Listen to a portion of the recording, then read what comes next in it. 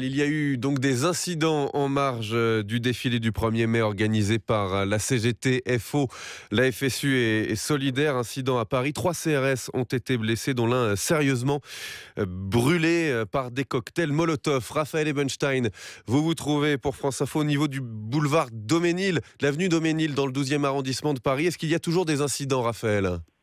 Oui, Simon, l'atmosphère est toujours très tendue.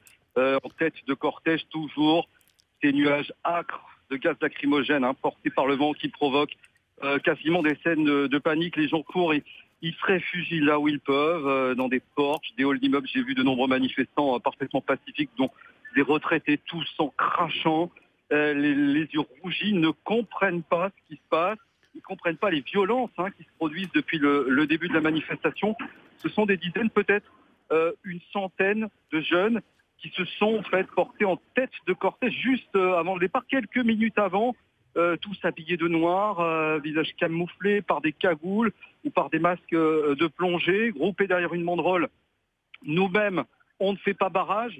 Référence au deuxième tour de la présidentielle qui oppose Emmanuel Macron à Marine Le Pen et scandant des slogans comme anti-capitaliste et tout le monde déteste la police. Ces jeunes ont très rapidement commencé à jeter des projectiles, toutes sortes de projectiles, des bouteilles, des fusées de fumigène, des pétards en direction donc des CRS qui ont répliqué avec les fameux gaz lacrymogènes dont je vous parlais tout à l'heure, et ils en ont vraiment balancé beaucoup, et avec des grenades assourdissantes, le bruit très violent, très sourd de ces grenades qui retentit de manière régulière maintenant depuis le départ.